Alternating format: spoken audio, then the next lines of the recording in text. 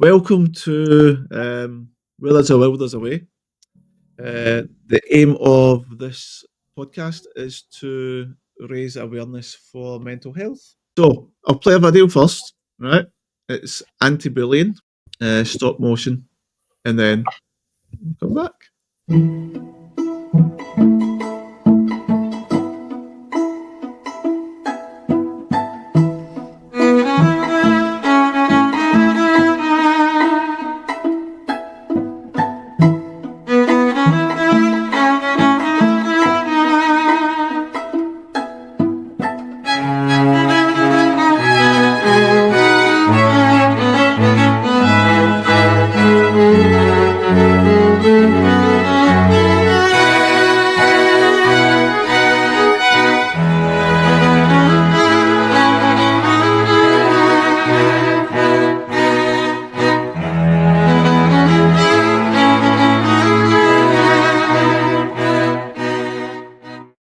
Lend a hand. Lend a heart. Help stop bullying with LHMH Melbourne Anti-Bullying Foundation. So that's a wee video on bullying. So Alan is here with us today. He's our guest. He's a sexy guy down the bottom there. And then you've got Big Matticus up in the top corner there. Hey, Matt. Hey, guys. How you doing? Hi, talk. Good, mate. Good. So, how did that resonate with you at all, Alan, that video? Well, I mean, yeah, it's obviously there's so many ways in which bullying can manifest, especially in primary. For me, it was only small. It was kind of almost 50-50 for me. Some bullying from certain classmates at a time, which you expect in primary. We're everybody's kids. But also, I would say I kind of got a little bit of bullying from the teachers as well, in many ways. Predominantly just because I don't think they knew how to teach me when I was young. So I was excluded from an awful lot of things and even ridiculed sometimes by teachers over my learning, which made it a bit difficult at the time. So you got bullied by teachers. So you were bullied by teachers, and it was basically to do with the way you were learning, yeah. So how did that? What's the word I'm looking for? How did that transpire? It was mostly with over maths and things like that, because I was terrible at maths as a kid. I had trouble figuring out the numbers. So I can remember one time kind of sticks in my head. And it was the teacher had pointed out that I'd done one sum in half an hour and it was wrong, and she shouted to the class to give me a big round of applause, which, that's singling out a child. And obviously I was terrible at maths, I kind of knew that, but obviously if, the support that is there today wasn't when I was in kind of primary school. There was only limited support with regards to learning difficulties and things like that. There was a boy in my class who had dyslexia, and I think his parents had to really, really, really push for assistance for him, and then he got more support when we got to secondary age. But still, the level of support the kids get nowadays is leaps and bounds above what was available when I was in primary. Yeah, it's massive difference now, so it is. Yeah. And how did your peers?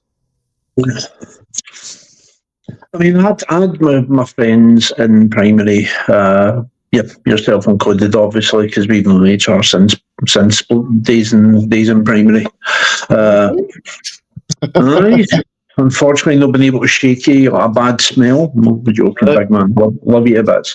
But yeah, it was mostly just the usual bog standard bullying you get. There was kids who would, if they saw you doing anything they deemed wrong, they would then tell on you and things like that. And there was, the usual type of kids. And sometimes you lashed out, sometimes you didn't. Looking back, I think I maybe should have stood up for myself a bit more, but obviously hindsight's a great thing. Yeah. Looking back at the days, but there was one or two kids that were quite, it was mostly just the usual bullying, calling names, making you feel small, sort of thing, which is, it happens. Okay. Because that's something I was going to ask there. Was it more verbal or was it more physical? Very rarely was it verbal, just predominantly probably because I towered over most of them. But it was mostly verbal and sort of what you probably deem now as psychological bullying. They'd wee nasty comments and and let them stew for a wee while on you, and then say something else and let that stew for a while on you. Okay. And how did your mother and father deal with it? Did you speak to them or anyone about it at all? Oh yeah, I spoke to them about it, and they obviously kind of went to the school, and the school kind of said, "Oh well, we're doing this, that, and the next thing," which at the time was tantamount to putting your name in a book, which is what the school done, which they did for several years after that. As a friend of mine, her younger brother went to our primary, and he ended up getting quite seriously assaulted by a young girl there. She'd wore high heel boots to school and put the heel right down on his leg, cutting him quite badly. And the teacher had said, "Oh, we've put her name in the book, so she knows she's in trouble." And you're kind of like, "Oh, that's great. Put their name in a book." That was a bit of, and then occasionally you got punishment exercises, just thinking out the rules and your during break. Yeah, standard lines. Yep. I will not do this. I will not do that. I will not do that. Aye. Yeah. And what about outside of school? What was it like then? Like, obviously, playing with your friends and stuff like that. Was there any sort of I wouldn't really say much because the majority of the people I hung about with at the time lived across the road from me. So if there was any kind of instances of that, it was dealt with quite quickly. Either, if there was an argument or a fight broke out, parents were involved quite quickly. So there wasn't really much bullying with regards to close kids who lived close to me. There was an occasional wee one who thought they were, kind of better than everyone else. I kind of learned quite quickly just to not hang about with them, not to seek out their company, which I still do to this day. If I don't like somebody, I won't seek out their company. I'll still be pleasant to them and if I'm in work in places like that,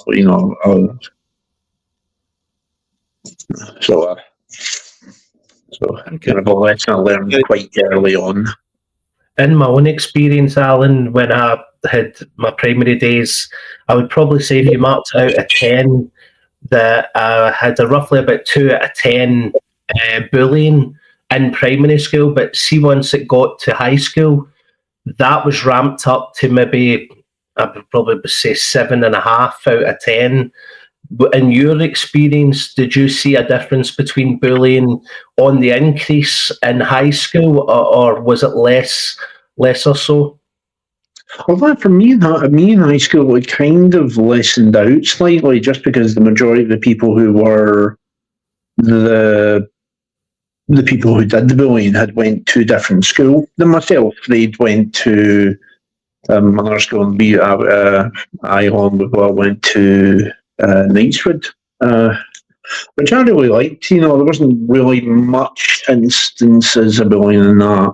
There was occasional rough kid for Knightswood area. But I didn't really experience much bullying in primary because at that point I'd started to defend myself a bit more.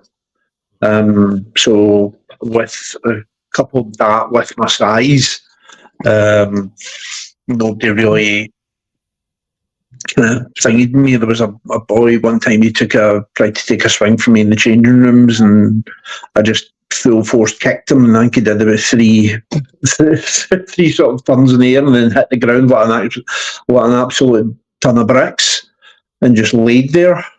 And that was because I was starting to do martial arts at the time. Kind of got away from that because the class for the person that I went to, they closed down. And I didn't really like any other class I went to. Did the martial arts bring about more confidence? A little bit, yeah. A lot more confidence with regards to how I was outspoken, and then I had quite a kind of a couple of good friends I knew in high school that I hung about with. We've kind of separated and went different ways as I was doing other things, and we kind of never really kept in contact. Even after I left high school, I lost contact with Will for quite a few years, and we actually ended up bumping into each other at the Solid Rock because we both knew a mutual friend, and he'd introduced us and went, I know, I went to school with him. You do. But it was quite mental that we ended up knowing and we're quite good friends with the same person. Yeah, fantastic. How was the teacher in high school? How were the teachers with you in high school? Teachers, yeah, they were quite, they were really very supportive. Some more than others. I still did the stupid things in high school, and done a couple of really dumb things.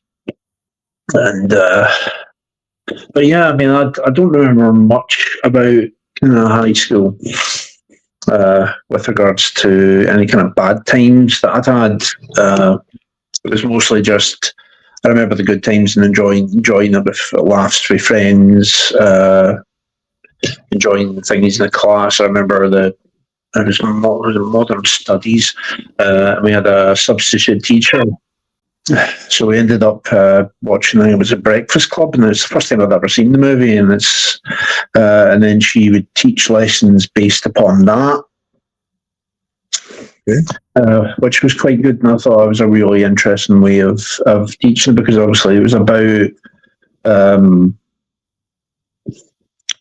cause and effect that she was teaching. So it was obviously we don't see the cause of all the kids being there, but the kind of effect of it. It was obviously detention on a Saturday morning. Yeah, so it was a good way, because they used characters that you could relate to, and obviously who doesn't like watching a movie. So it was a good way of doing it. Right. And what was I going to say? So, was there any family members, anything like that, that picked on you, cousins or anything like that? Because I know myself, I would have the occasional cousin that would try and pick on me. Yeah, most of my cousins were women, so I didn't really have that. I only had one or two male cousins. The majority of my male cousins were all older and in work at the time. When I knew them, when we started, it was I had cousins from my greater side of the Mary Hill, who I was close to, but they were all in, from my earliest memory, they were all in jobs. Okay. When I first knew them, actually, I think my cousin William and my cousin Nicola both kind of got me one of my first jobs. My cousin William doing flat roofing for the company he worked for, and it was like work experience for summer. So a summer job, I'd help out with that, and it was really good, and I really enjoyed that. You had the usual hijinks on the building sites, go for a long stand, go get me a left-handed screwdriver, sort of thing. By that time, I knew that wasn't meant for. At least I never took it as being workplace bullying. I took it as a joke because the guys after that were always dead nice, and there was never any kind of nasty or animosity about them. It was, the ribbing the new guy sort of thing. Okay. But I have been in other places for work where there has been very obvious bullying tactics by management and other staff members, which, Okay. Can I flip it on its head, Alan, as well? Can I flip it on its head? Because I remember one time I was doing counselling because I was bullied as a kid.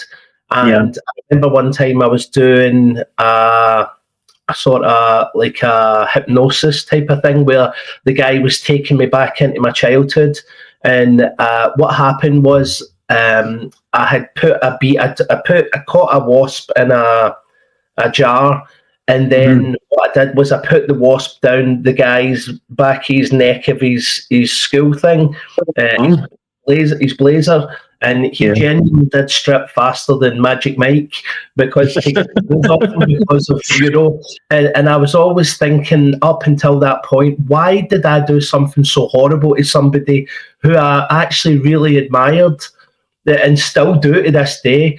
And then what happened was, this person took me back in hypnosis and showed me this area of when we were just kids, and they were shouting. There was 3 of them down the bottom of the hill. And they're saying, "Matt, come on, we're going to play." And I'm like, but I knew something was up, and I was creeping over to go, and I could see them edging away.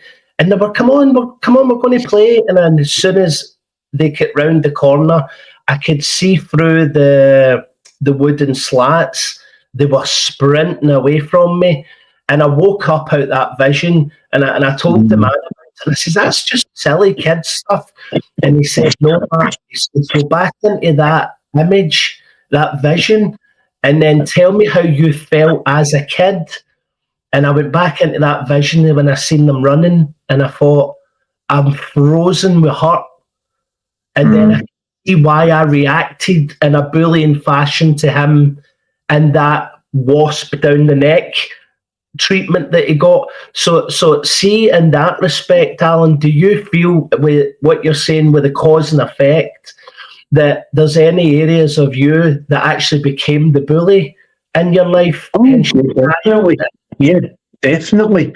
There was a kid across the road from me, and there was a boy he didn't live across the road, but his grandparents did, and he came and visited quite often, so we kind of went out and played.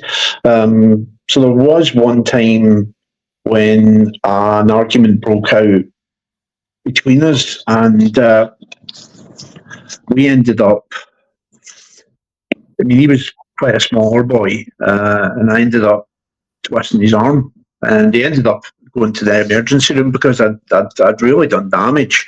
And that's something that weighs heavily with me because obviously I'd after that he never really spoke to me. I'd apologise, but to this day I kind of think, why did I do that? Why was I that?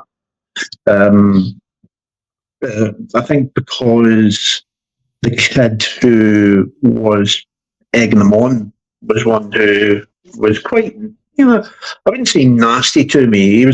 I would class him now as a fair weather friend. He would hang about you when he couldn't find anybody better to hang about with. Was that sort of person, and he often made comparisons about what type of clothing he was wearing. Oh, I'm wearing this and I'm wearing that. You're not, sort of thing, trying to make you feel quite small, as if, you can't afford that. And you're like, well, it's not as if you're living in the big, massive mansion, mate. You're living in the same style of house as me. But he was that sort of person. And also at the heart of comparison is a spirit of envy. So there's obviously some Alan that guy is feeling such, in such a way that he's insecure, that he's trying to, compare himself with you to try and make himself feel better in a sense. Oh, yeah, but as a kid, you don't understand that. You never do. Unfortunately, it's only, as I say, hindsight's a great thing. When you look back at everything, you kind of think, you understand why the kids, did what they did, and you're sort of thinking, right, if I'd known that at the time, I would have, been a lot more kind of, savvy about what I was saying and what I was doing. But, hindsight. Have you tried to make peace with any of those guys? I never really see them now, so I've personally made peace with how they were to me.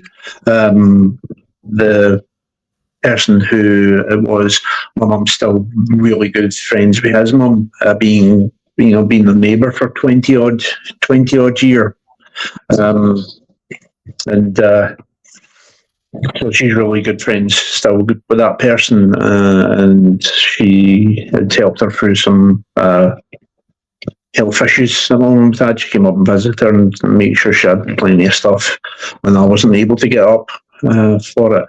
So, but no, looking back, I wouldn't want to kind of say, why did you do this? Why did you do that? Because, to be honest, I personally just think he wouldn't care about what he'd done. He would just laugh it off and then be the exact same person as he has always been. And it's not a sort of person I would want to associate myself with. I think that is the case, isn't it? That some people would not react in a mature fashion if you did go to them with maturity and say, listen, see my part that I played here, I apologise. They would just be too young, too immature still, emotionally, and they wouldn't be able to do it. But something happened to me where I was in a park as a kid, and the area that I was in wasn't fully my area. It was close, but it wasn't fully my area. And these 6-7 guys in one particular kicked and punched me for about a mile all the way back to my house. And I never done anything as a kid. I didn't really take revenge. I never done anything like that. But what happened was I became a taxi driver as an adult when I was married. And the man who was the main instigator in all this sat right beside me in the taxi, turned round and looked at me, and he jumped right up into the air. But instead of me saying, by the way, I know what we went through as kids, and gone down the apologetic whatever route, I just let him know by having a conversation with him, and then, letting it transpire that I wasn't annoyed at him anymore, and I forgave him, And him and I, he ended up being the last person that left my taxi. Him and I sat outside his house, and we genuinely spoke about the old days, about stuff that we used to do, and we had a laugh. And just simply by doing that, he was saying to me, "I'm okay with you," and I know he was sorry. He didn't even need to say anything. And I said to him over the airwaves, "It's fine, it's done." And I know I could now walk past him and not have to ever worry, that anything could negative happen, in that respect. So I do believe there is a balance between, is the person really ready for you to go up and say, "I'm sorry," or are they not? Because sometimes they'll not be, I mean, with me, it was the other boy who had kind of been egging the situation on, that I knew wouldn't really probably care about it. The other kid, I think his name was Ian, but I cannot remember his surname, so I'd probably have a hard time finding him now. But I would say, look, I am really sorry for what I've done to you, mate. I don't know why I reacted in such an aggressive fashion. I certainly didn't mean you any harm. Obviously, the situation got out of control. But after that, he never really spoke to me, so I ended up just kind of going, well, obviously he may not want an apology, but if he ever did, I'd be more than happy to give it to him for my own part in that kind of situation. Because I look back and I'm like, that was stupid. Yeah. But as kids, that was such an important thing at the time. Yeah.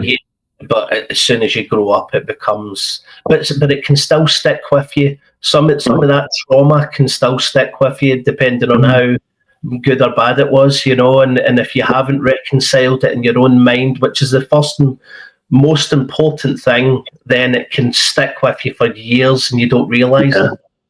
Definitely. The surface. Briefly staying on the bullying side of things, right? Okay. But yeah, left-wing one. Were you ever in any relationships with partners or anything like that there was any bullying encountered?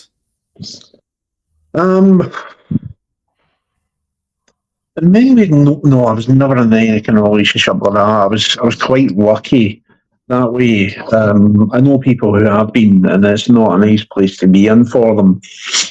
For me, I would probably say the kind of worst relationship I had was one I had a couple of years ago. I'm not mentioning any names, but it was the relationship for quite a length of time became quite distant, where we would be spending time with each other, but we wouldn't really be acknowledging each other. And it would go from there, and then I ended up leaving and kind of just writing off that one for the situation. Obviously, I don't want to go into too much detail because Is that the one you went over? Is that I think it may have been that person. Yeah. What was the main tactic used against you, Alan, at that point? What was the choice of bullying you? How was it done? I wouldn't really say it was bullying. It was more she just didn't talk to me. She was going through some major things, and we were going there for quite a bit of time, and she just never spoke to me about anything. She never went out her way to do anything for me or for indeed anybody. Always kind of stating the fact that I don't have to do this, I don't have to do that. And you're like, that may be, but and it ended up for a point when we were with friends, I was in turn having to either apologise for what she was doing or making excuses for it. I found that I really just, and I thought, this is definitely run its course. There's no future in this anymore. So I got out. She was basically ignoring you and just not giving you any attention and being distant from you, which is a form of bullying if you think about it. Yeah, it was definitely more psychological than physical. It wasn't physical bullying, and unfortunately, I found out some stuff about some family members have been in similar situations, which has shocked me, to say the least. What I'm going to do now is I'm going to play another video. So I'll play another video. It's about bereavement, and then we'll start talking about the old man. Yep, no problem. All right. Put this video on.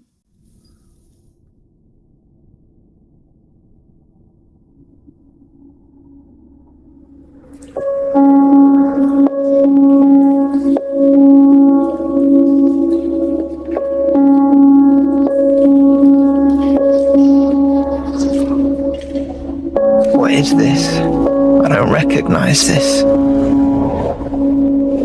pain broke in and took it all. Took the song from the springtime and the dance from the flame. Took the noonday warmth and the morning hush.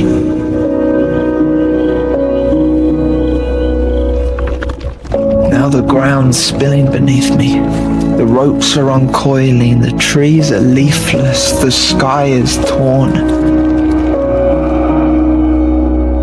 My breath's a broken feather. There's no beauty left. There's nothing here for me. I'm paper thin. I'm in a room of shadows and it's caving in. I'm turning in circles, I'm giving up. The world is giddy, the sense is gone. The floor is an ocean, I'm sinking in. Where are you now?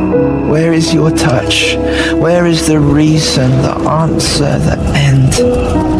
Now I'm chasing your shadow and I'm grasping for questions. I'm calling out, I'm asking why. Yet when I turn, you turn. When I reach, you reach. And in the searing burn, you wait for me. Dress my tears in kisses, cradle my grief, touch me in the silence, hold me in the heat. And when the ragings rush, drown me in defeat, I make my bed of dust, and you lie with me.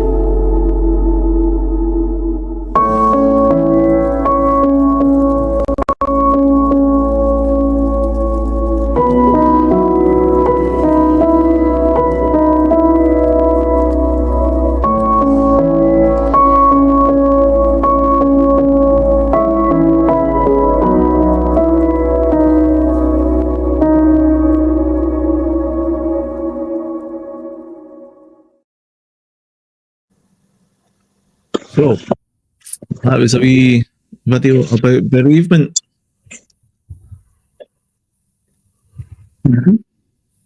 How did that resonate with you? It's quite powerful. Aye. Yeah, kind of. I felt wee twinge there watching that. But, What about yourself, Mark? It was lovely, poetic. The music connected with I suppose, the subject, and yeah, it just reminds me of my family members as well. You know, obviously my son, losing my son. Yeah, definitely, it's something we all unfortunately have to go through, isn't it? yeah, unfortunately. Some more than others. It was a good few years ago. It was a period of about 3 years for me. We lost my gran, my uncle, my aunt, my grandpa, and then my dad went, all in the space of a 3-year period. So that was pretty mental. Obviously, everyone's health had started to deteriorate, and it wasn't nice to see. Especially these people you've obviously known all your life and know they're able-bodied and can do things, and then for them to be reduced to, in many cases, chair-bound, not able to move. It's heartbreaking to see.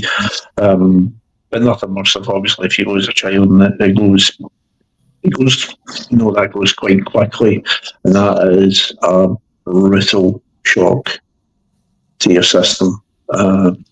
Massively. So this is the main reason we're more or less here. Obviously, Elaine recovering, but also your father, with dementia, and how that affected you and the family and stuff like that. And you ended up with quite a bit of depression and stuff like that with it, didn't you? Yeah, definitely. Because looking back, I was angry, very, very angry about the whole situation. There wasn't so much anger with my dad. There was anger against the illnesses he had. It started off with him getting Parkinson's. Mobility went downhill quite quickly. He was walking slower. Reaction time was very slow, so he ended up then not being able to drive. He then was only able to walk with a Zimmer frame, and then he went to then being basically chairbound. To see a man who was a panel beater for many years for Ronald Clark and other companies, to a guy could rebuild a car quite easily, to a man that could barely muster enough mental power to move a finger, to see that deterioration, especially to some of my dad, that it was very hard. And naturally, I was angry about the whole situation. It was just obviously it manifested as anger towards him because I felt he should have been fighting more. After he passed, I then realised about it wasn't him I was angry at the disease, but you can't manifest your anger at a disease. You can't grab it and smack it around and tell it to leave you alone, to leave your family alone. It's nasty, and then he ended up having dementia at the end and cancer. He had bladder cancer and a small pouch of the thing in his bladder. His system was too weak because of the Parkinson's. They couldn't do chemo, and they then did testing for no. His system's still too weak because of the Parkinson's, so we can't operate on it. That would probably likely kill him. So, as I said, and I've said it many times before, in that case, it was a terminal diagnosis for him. So he was living with a terminal diagnosis, and also with the realization that he was becoming trapped in his own body. He couldn't control anything. And when he passed, it was really quite quick. My oldest son had just been born. He was only a couple of months old. He's now coming up for 9. He's going to be 9 next Saturday, which I am absolutely amazed at. I cannot believe that. 9? Yeah. And there was a video popped up on Facebook the other day. We met you outside the V-Shore. Aye, and I was dancing. Aye, dancing with him, and he was loving it. And hard to believe that was about coming up for 9 years ago. Aye, jeez, oh. That was mental. Alan, see how you say, see your dad physically before all this started to kick in. Was he a big guy like yourself? Aye, he was quite, he wasn't as tall as me, because both him and my mum are my adoptive parents, but looking at people who saw us wouldn't have ever known I was adopted, because my mannerisms and everything were so much like that of my mum and my dad, who, my mum and my dad, I thank God I had them, because they were brilliant parents. They loved, supported me, were always there for me, even with some of the stupid things I did when I was younger. They were always there, always supportive. So I think that was what made it hard for me to kind of grasp and come to terms with how this man who was, could drive and cook and do this and that and the next thing, and and do work on engines and rebuild a car with sheet metal, to see him to a point of almost fighting to move move his own legs and move his own hands. Because he would sit there, even when he was sleeping, his hands would be constantly opening and closing. And he had trouble swallowing, so we had to give him all of his meds with yogurt, so it made it easier for them to swallow and go down. But he'd usually end up choking because of the loss of control he was getting. He was suffering at the time, which was, it's, even to this day, is still hard to think about. I know hindsight's a wonderful thing, Alan, but part of what you said in your story was you were frustrated and angry with him because you felt that he could have done more. For anybody listening to this podcast that's possibly got someone in the same situation, they've got Parkinson's, just been given these type of diagnoses, what sort of things could they do that could help them fight, in a sense?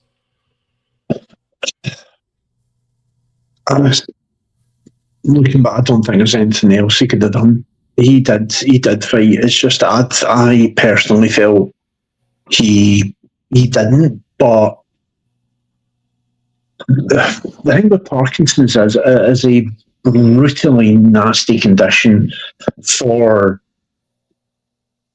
the person ultimately, and also the family members, because you've got to then help them and deal with it. And you people who have lasted years with very minimal symptoms, and only just obviously not the most prominent ones, Michael J. Fox. He's only recently kind of got to a point where he is, I think, chairman now, which is an absolute sin because he was a fantastic actor. And I think he originally got diagnosed when he was filming Doc Hollywood in the sort of 80s and 90s. So he's been living with that for quite a few years. With my dad, it was the Parkinson's, then the dementia, which is a deterioration. So that in turn was speeding up Parkinson's as well, because it was deteriorating quite badly.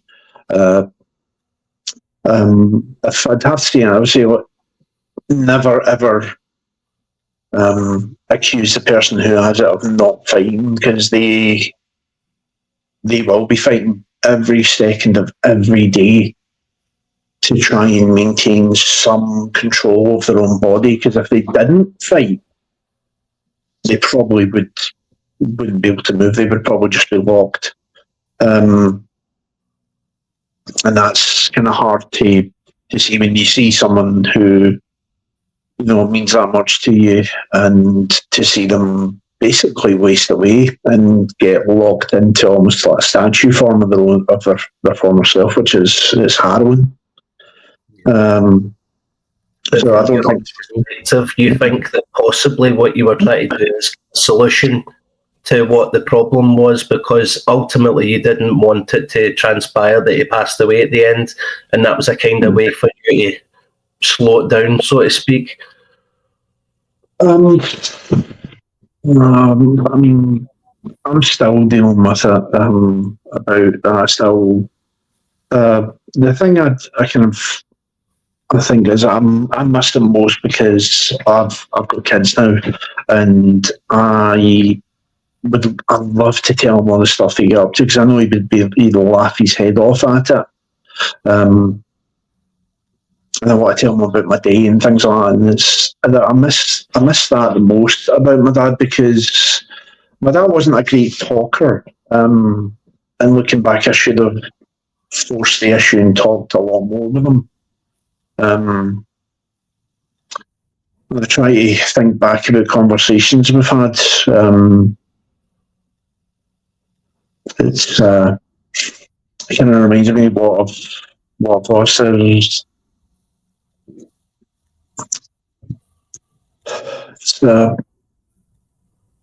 just difficult because he was a great guy. And will tell you, I mean, he was an absolute hoot.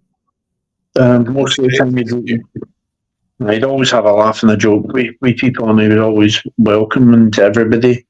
So to see that man reduced to that state is harrowing. And me being angry at him, it was never ever.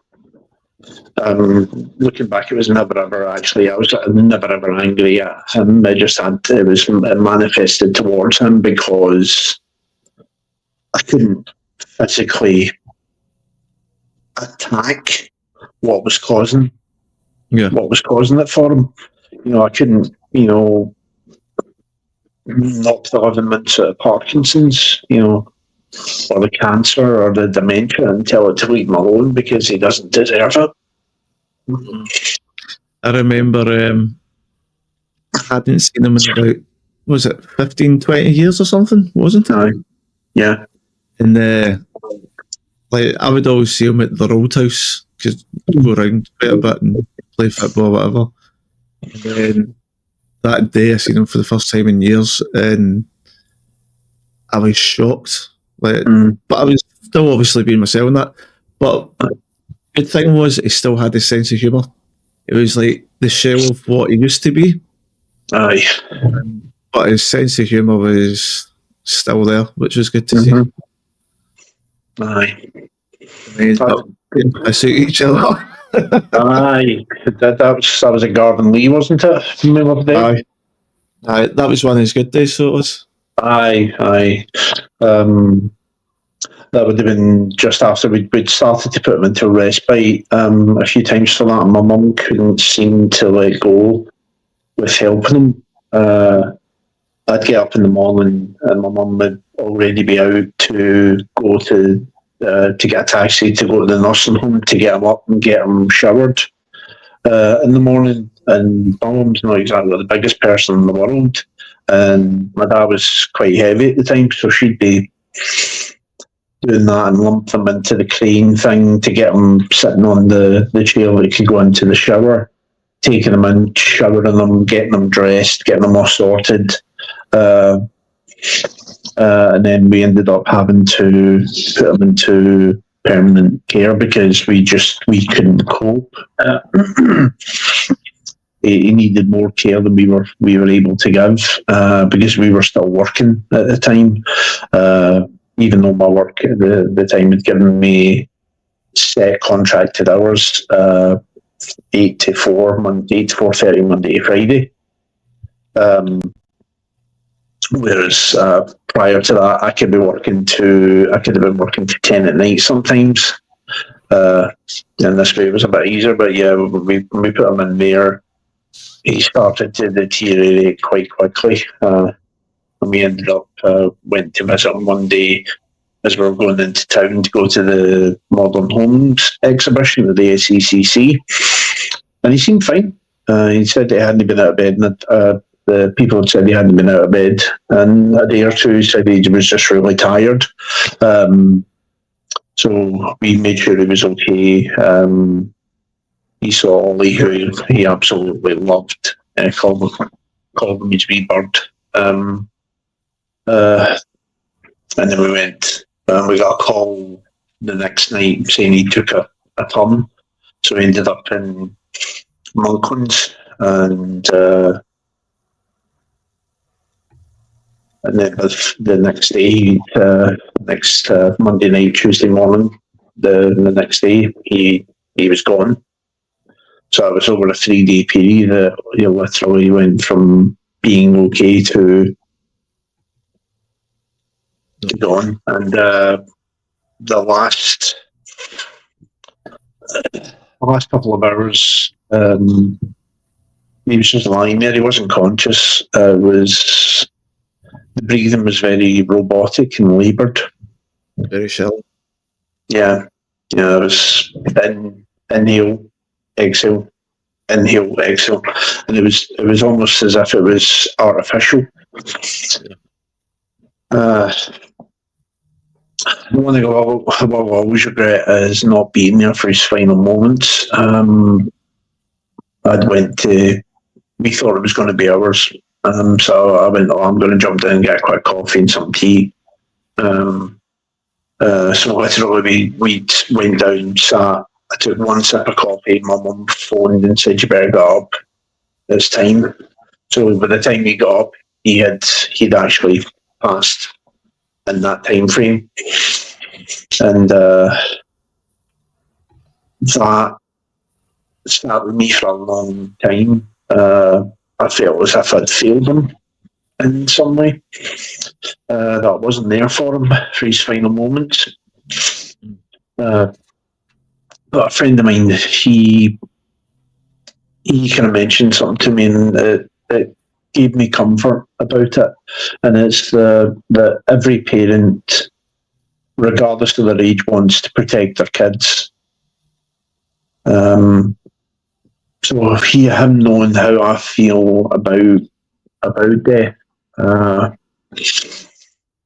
he didn't want me to see that.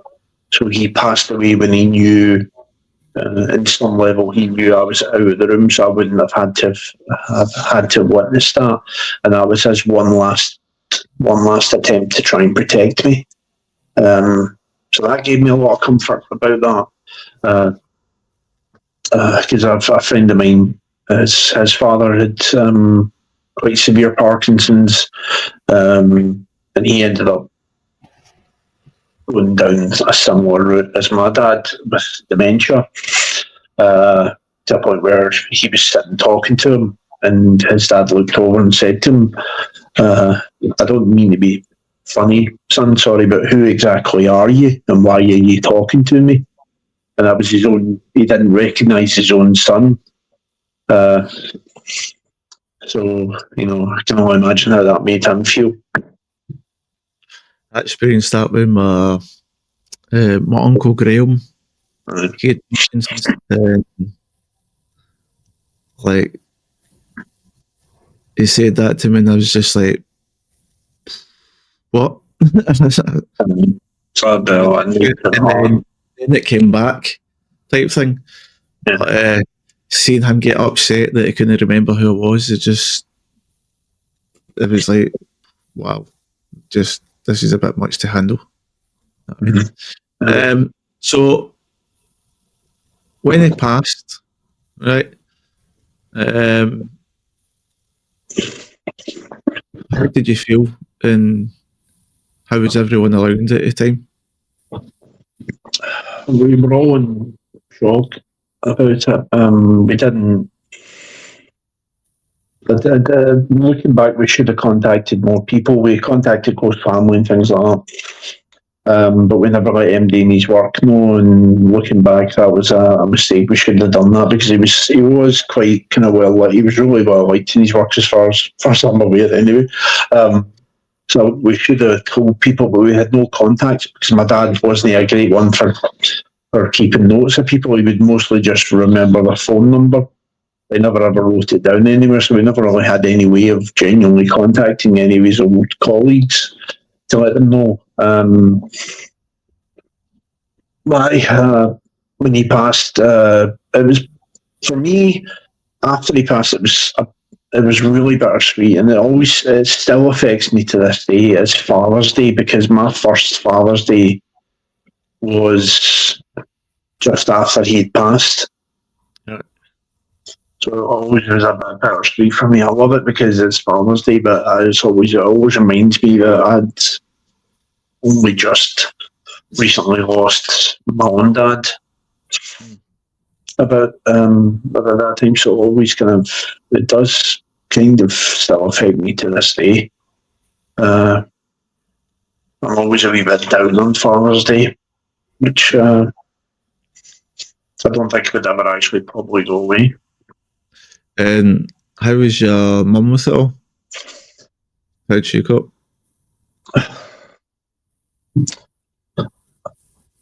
She was relieved in many ways because he wasn't in pain. She was really sad for quite a bit of time. She still struggles with it. And still looks back about everything that happened. during that time, and I've kind of told her that, you know, I've kind of learned not to focus on the illness time of it. I remember the times we were on holiday, and we were having laughs. We went to places and we'd be enjoying it and having a laugh and having a great time, or we went to family members' houses for parties. And we'd be joking and laughing. I remember all those good times. I don't like to focus on what happened during the time he was ill, because in many ways I don't look at that as my dad, because the conditions of Parkinson's, dementia, and everything else just took over him. It's difficult to think back about him during that time. As I said, obviously during that time frame, we lost my gran. Her health deteriorated quite quickly to a point she went from being, as able-bodied as an 80-year-old woman can be, to being in a coma for her last week of life. My uncle ended up in hospital for issues he had, and then my aunt, she'd had home help coming in, and they had to break down the door one time because they couldn't even raise her, and they found her in the kitchen lying face down, with her arms and her back. So something must have happened. She must have been in pain holding her back, and she just dropped in the kitchen. So she died in the kitchen. They don't know if she's been lying there for a couple of hours, so maybe she's been lying there for the night before.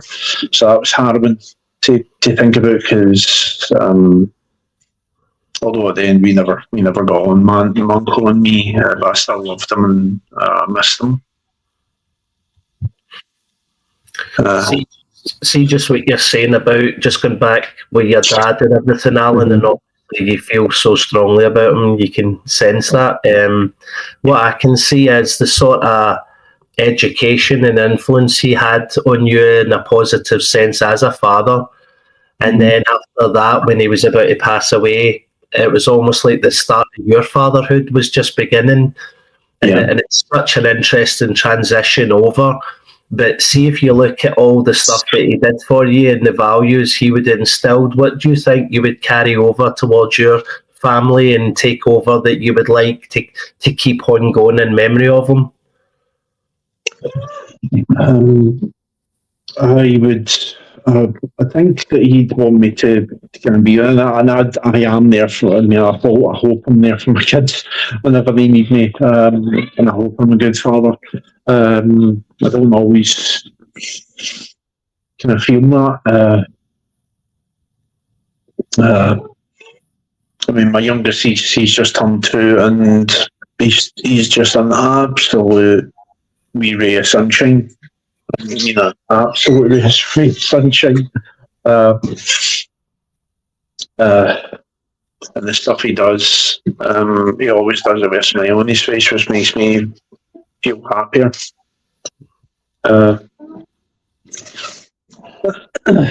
My oldest, he's coming up for 9, as I said, and he's just an amazing kid. So intelligent, so caring. And then you've got Noah.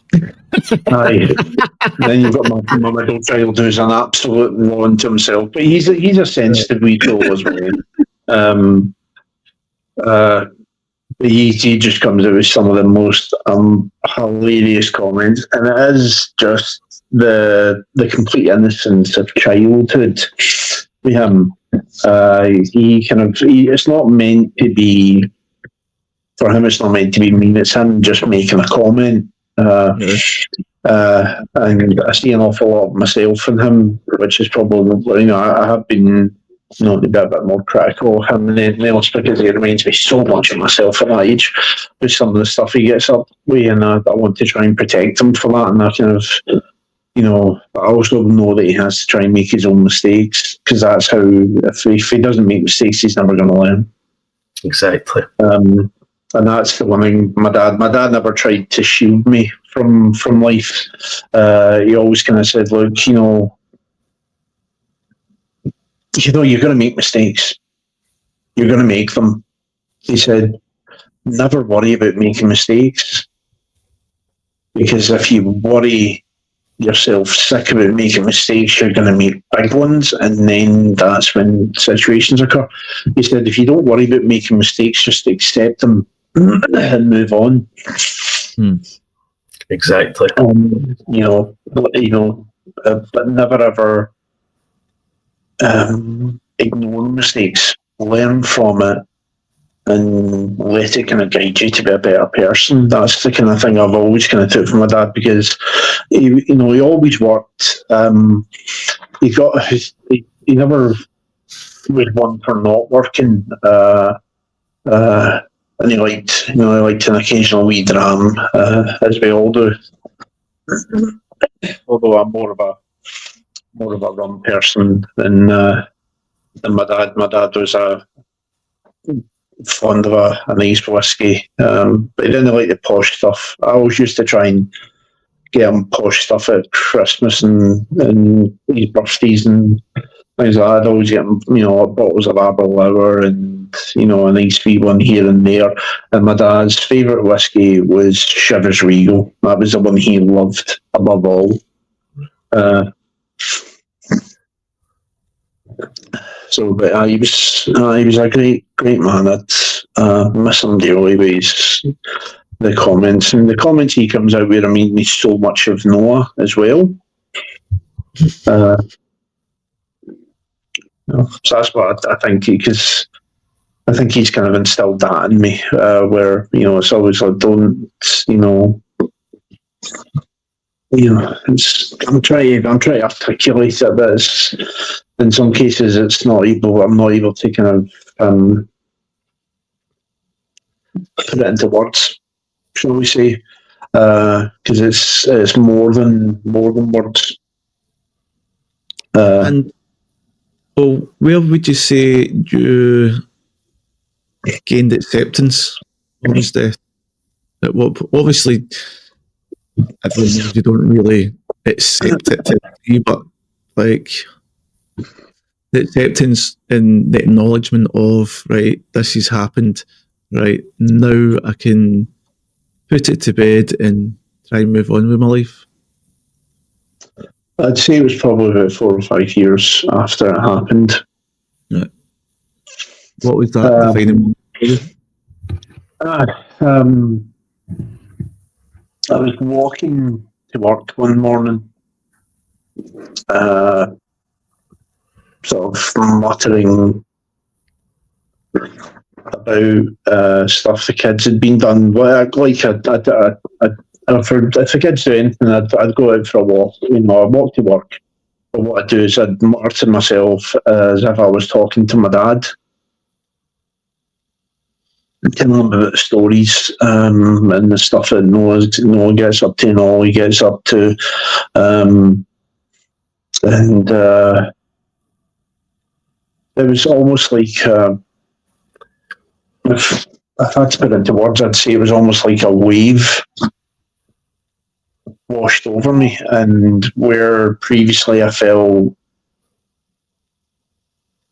downtrodden or had this weight pressing down on me, it was almost as if that weight lifted, and I kind of just looked up at the sky and went, I know you're always going to be watching, so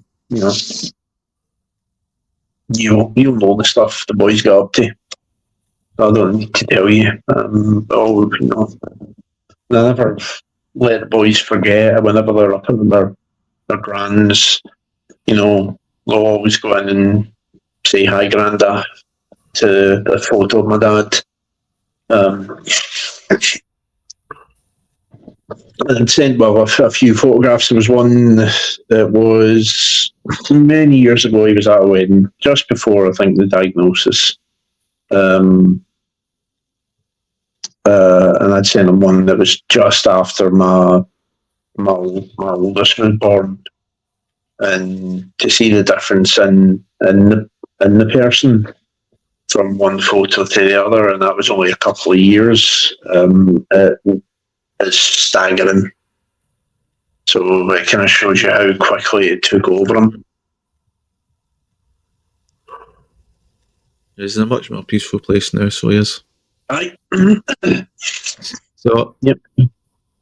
like, I know myself, it was hard to deal with, and even though I have that level of acceptance Mm. that it's no longer here, I still talk to him now and again. Well, same here. Yeah, I still talk. So, yeah, I still talk to him. I still tell him stuff that Ollie gets up to and Noah gets up to. And I'm pretty sure he'd laugh his head off with some of the stuff Noah gets up to. ask the odd advice. What would I do here? Tell me. Give me a... But mostly with me, it's kind of it's almost like sometimes I feel his hand on my shoulder. It's kind of just going, you got this. Don't worry, which is comforting. That's not a shoulder, that's your neck. It's trying to strangle. Probably as well. But just quickly before we get on to the last bit, let's touch on the adoption. mm-hmm. So, when was it you found out or told or realised you were adopted? For me, oddly enough, it all stems back to the bullying in school as well. Right, okay. Quite oddly enough. There was a kid who said to me, your parents don't love you. I went, Mum and Dad do love me. They went, well, I heard you were adopted, so your ordinary parents didn't want you. They just chucked you away because you were that useless. And looking back, I started thinking, if I had the knowledge I had now, I would say, how useful do you expect me to be when I'm a couple of months old? That sort of thing. So I went back and told my mum, and she sat me down and confirmed that, yeah, you are. But, it wasn't through unwanted. It was the Situations. Oh, yeah. I mean, my mum was young. My birth mother was young. She felt she couldn't provide and give me the life that I deserved. So she, through a lot of soul searching, made the decision to give me up for adoption. And for many years, I was angry about that. But everything came into focus when I became a parent myself. And I look back now and go, where did she find the strength to do that? Because I don't think I would have been able to. So I have no idea how she had the strength to do that. It just completely boggles my mind that she found that level of strength to put, to basically give up her kid because she wasn't going to be able to support or give him the life that I deserved. I'm currently just starting the process to try and find my birth parents. Which my mum has been amazingly supportive over, and I don't know if I would have had the courage to look if she wasn't as supportive and as wonderful a person as she is. What I always found amazing was, even though your dad wasn't your biological dad, Mhm. you always looked identical. Aye, that's the thing. Cutting That, edge stuff aye, was 'cause crazy. I touched on that earlier. The mannerisms and everything were so close. Facial features. Aye, It's and we probably- looked quite alike as well. It was always, everyone kind of couldn't believe. Couldn't believe it. So it was kind of, that made it a bit easier. But no one ever treated me any different. And no one, in some cases, that's not always the case, which I'm so kind of grateful for. With my family, everyone was always just, it's just, they'd always grown up with me. I know sometimes, as I said, that isn't always the case, which I think is nasty for some people to put that on a child when that's not really anything that they've had any control over. I know some obviously maybe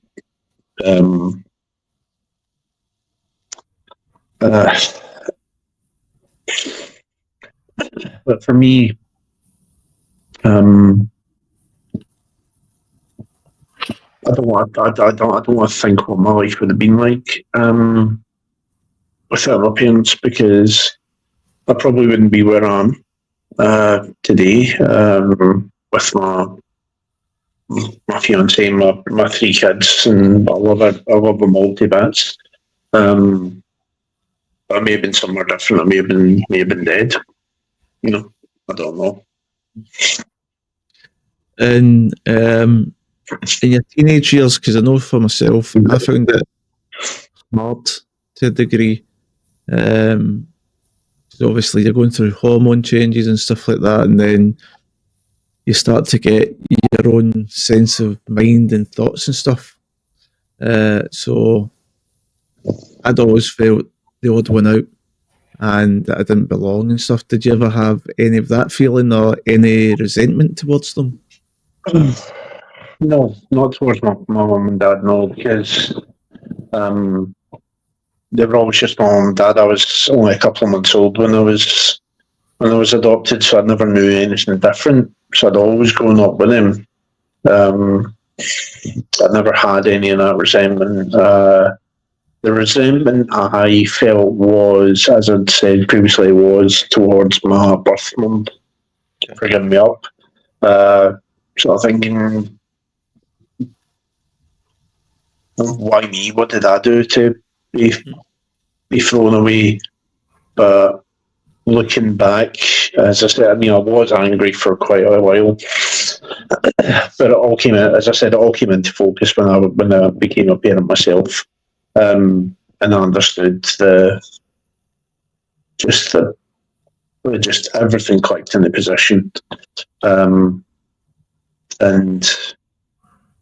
I understood. And then I appreciated what she did, and eventually kind of was grateful to her. I mean, I'd always been grateful to an extent because my mum and my dad were brilliant. I loved them to bits, and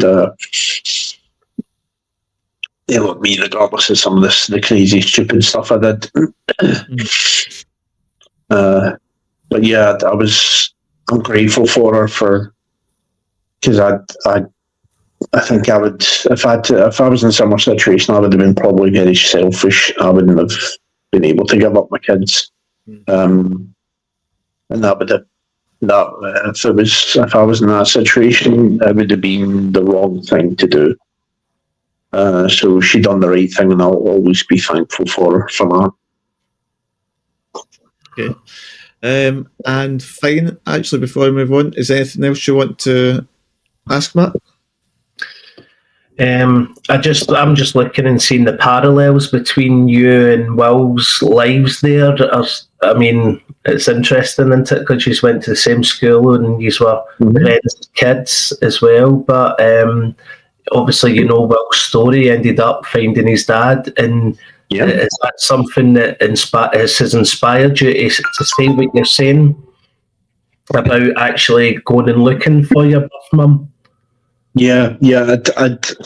I'd initially thought about it when Ollie was born, but because when Ollie was just after Ollie was born, I'd lost my dad, and I was in that dark place, and I couldn't kind of quite muster it. But a few years ago, I went to Mum, but I'd really like to start looking, and one thing after another's kind of popped up, and I've not had a chance. I'm getting forms to kind of look and see if I can get some details more, and then do searches. So I'm really going to be starting that now.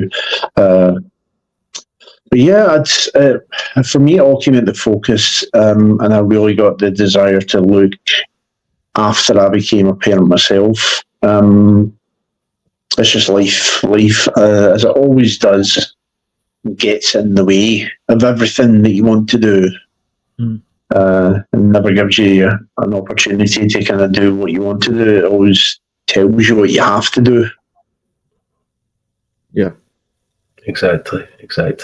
Sometimes as well with these things, Alan, and are you prepared that you might get a great reaction when you go down this road? You might not get the answers or you might not get the answers that you want to get, if you know what I mean. Are you prepared as best as you can be for whatever situation may occur? Yeah, I'm prepared because I know. For me, I've read all the kind of letters that was written, and I've got a wee sort of folder thing that's got all the stuff I need that. And for me, it's I'm kind of like, regardless. I know it was. I wasn't given away because she didn't want me. She felt she couldn't give me the life that I deserved. And her grandfather offered to give additional money and do things, and did it. And she, after a lot of soul searching, thought, you know what, no, this is the best route for him. He'll go to a loving family. They'll be able to support and give him the what I'm not able to give him at the moment. So I know it was done out of a place of love. It wasn't. Oh no, it was. She found out she was pregnant. I don't want kids. Take it away. It was never that for me. It just was circumstances with her. No, I am prepared. I'm also kind of prepared to. Because obviously, as you know, Will's case, he didn't get a chance to meet his birth mum through. Found her. Oh, Yeah, found her. Oh, did you meet? Oh, right, okay. She passed away. Aye, sorry, yeah, you found, but she passed away. You never got a chance to actually physically meet her. No, I met her twice, but I never got a chance to. Thank God, mate. I never got the chance to really build a relationship. Oh, right. So, like, if there's any advice I could give you on it, right? If you do get the chance to meet her,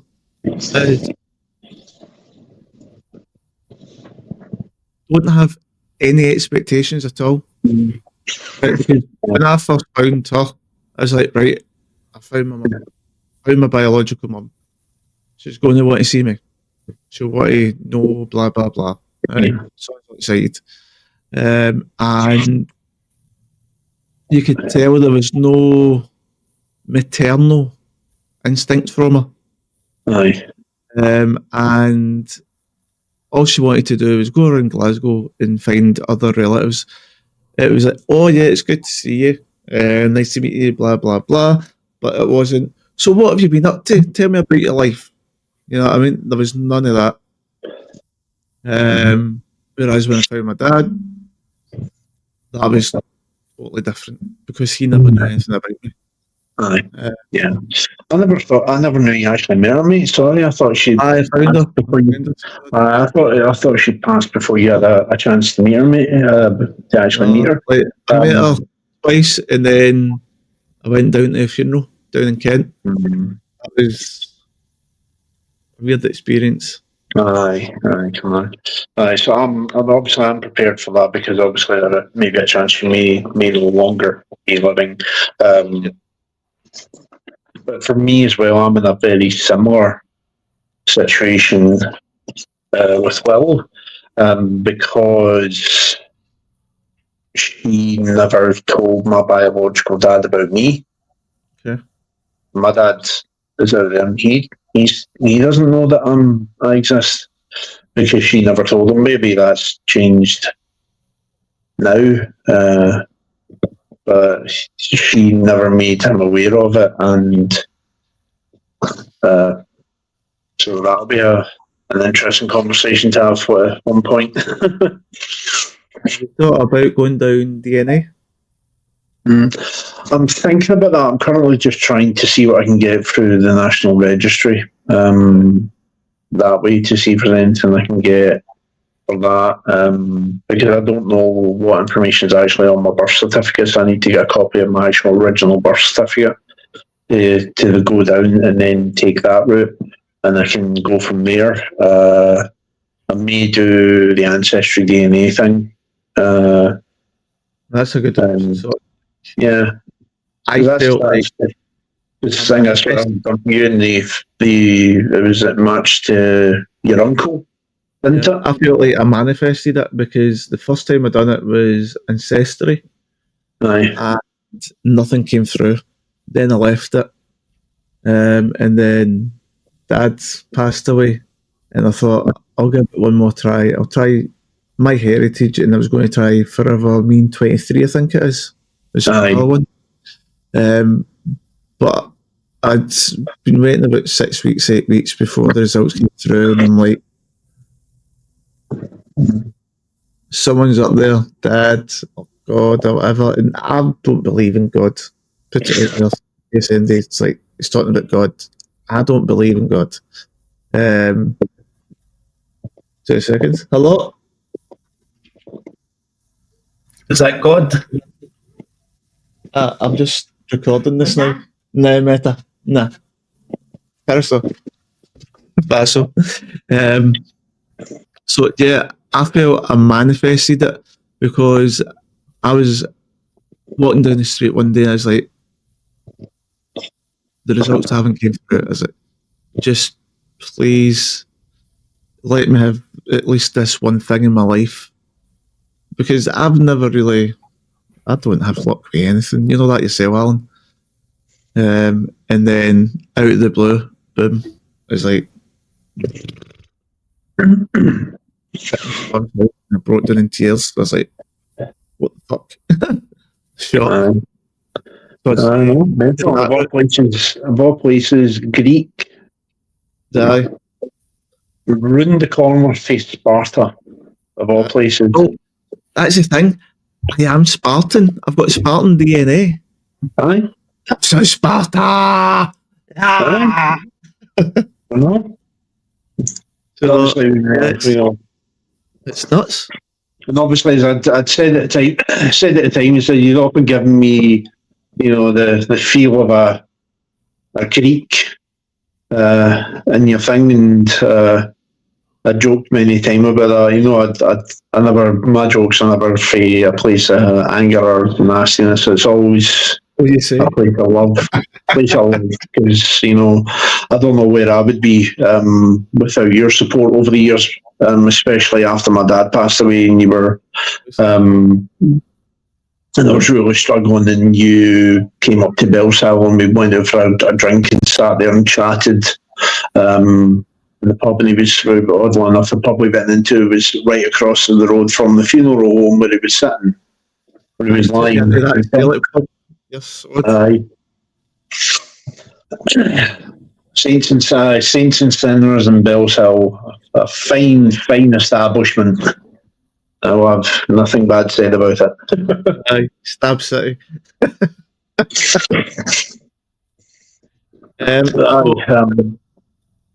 So, finally, the last section, right? Advice and coping strategies. So, what advice and coping strategies can you give on dealing with bullying or dealing with bereavement and dealing with the adoption and Parkinson's and all that stuff? What bits of golden nuggets can you give people that are watching? I mean, bullying, I would say if it's bullying from when you were kids, if you're able to just let it go. Because the worst thing you can do for any kind of situation like that is hold on to it and let it fester within you. And sometimes it's more difficult, it's more easier said than done to kind of just physically let it go and just go, you know what, it happened. I'm not going to let it define me anymore. And try and rise above it.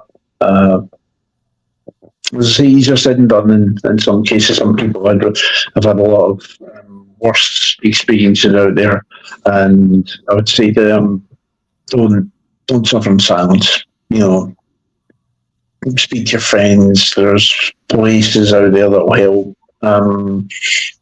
Men Matters for one. For my area now, it's Chris's house. They do fantastic work for people like that to prevent suicide and things like that. They do fantastic work. And the woman that owns it, and she is by far one of the most lovely people I've ever met. And actually, oddly enough, stays below my mum now. So the woman that owns and runs Chris's house actually stays below my mum. So I see her quite regularly when I go up. And for bereavement, never focus. If it was like with myself in a disease and medical condition, took them, never ever focus on the person that it was during the time. Always focus on the good memories that you have with that person, and take comfort from that time that you knew them. Like for me and my dad, the one memory I will always remember of my dad that still makes me laugh to this day is we were in a hotel in Compostela, and we were sitting getting ready to go out for a meal. And my dad came out of the bathroom, and every single step he took towards the bed, he farted. And we're not talking tiny wee ones here, we're talking monstrous trumpets. I'm surprised he wasn't lifting off the ground when the amount of gas that was in him. Literally, me and my mum had to run out onto the balcony, and we were shutting the door. My dad was trying to open it up, and we were like, no, chase yourself, you're not getting out of here.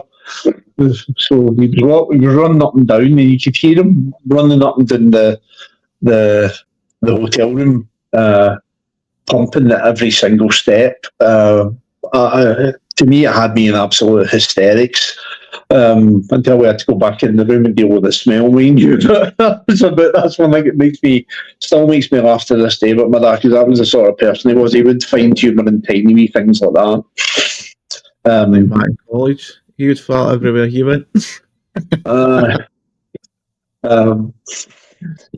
So, focus on those sort of memories. Never ever focus on the time that they were a shell of their former selves, because it's not really that person. Then it's in that kind of situation is the illness that takes over. So that's how I deal with it. I don't focus on the illness. I focus on the man before and acknowledge the fact that the man I knew is sadly passed on and is in a much better place. He's no longer suffering.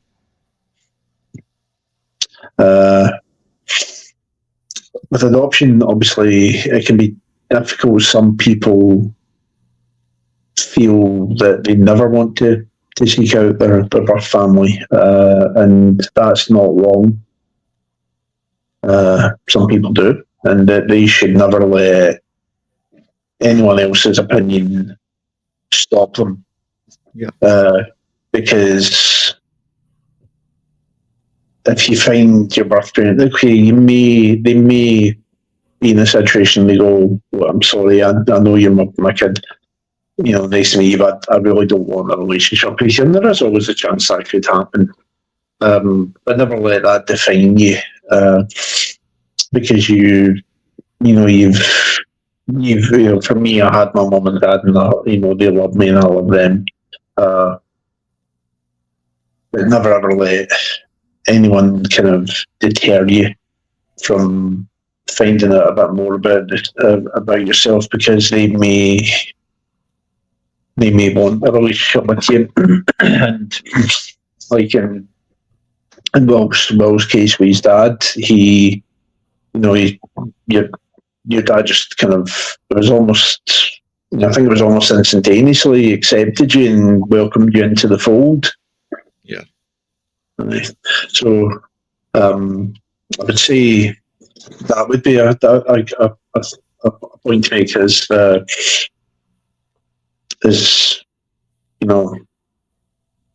kind of know you get to know a bit more of yourself. And you may even find out some things that you do, they do, and that and then you go, oh, that's where I get that from, or that's the reason I do that. And it can be amazing. It can even enrich your opinion of yourself as well. No, totally. I found it very eye-opening, and obviously it's life-changing, but it helped me learn who I am, because for years I never knew who I was. Obviously I am Will, and everyone knows me as Will, but as a person, I didn't know who I am. Yeah. Now I'm like, right, okay, so this is my background, this is my father, my mother. I have a better understanding of myself. Yeah, better handle on yourself, and you can, and it's and you're a lot kind of more, more confident and happier than I've seen you in quite a while. So obviously the Greek air and food is doing wonders for you. The weather's just, it's great. Even when the weather's bad, it's great. It's night and day. It really is night and day. I'm in Motherwell. I'm a Motherwell that's either windy or bucketing down. That's what I get at the moment. That's all right. Matt's around the corner for you, so yes. It's good Scottish weather, as I say. Anything you want to add or say to Alan or ask him before we finish up? Well, I just think that the good work that his dad put into his life, that Alan will carry that forward onto his kids, and then their kids will do the same. So I just wish you all the best, mate, and your journey, and hope everything goes well with the new part of you looking for your biologicals. So that'll be another podcast. Have another podcast. All the best. I mean, I'm lucky with my mum. My mum and my dad have all supported me and always said, no, if you ever want to find out, go for it. So sadly, the drive for that only happened after he'd passed and I became a dad. My fantastic fiancée, she's supportive for me in so many ways. With my mental health, she's always supportive. My boys are there, even with just a random hug. If they think I'm a bit down, then that's all those tiny wee things that make my life worth living. Is there anything else you'd like to say, Alan? Give a wee bit of wisdom. Thanks for having me. And I know I tend to say go off in tangents, unfortunately, but I'll tell you, I've never been any different than that. I'll talk about something and move on to something else and go back to the same subject again, which could be something I may find out the reason I do that later on in life. You never know. It's fun though when you do it. At times, sometimes it's a pain in the backside, but other times it's cracks you up. You're just like, what? I know. All right, well, thanks for coming on. Really appreciate it, mate. Well, thank you very much for See having you me. again, Aye. and really appreciate you sharing your story with us. And Matt, thanks for coming on and being a co-host. Thank you. Thank you for I'll having me. get you on at some point, so I'm out to get a wee interview with yourself. But other than that, that's us for the day. Is there anything else you want to add? Nope. All right. Well, this has been Where There's a Will, There's a Way, and we'll see you later. Bye for now. Say bye. Bye.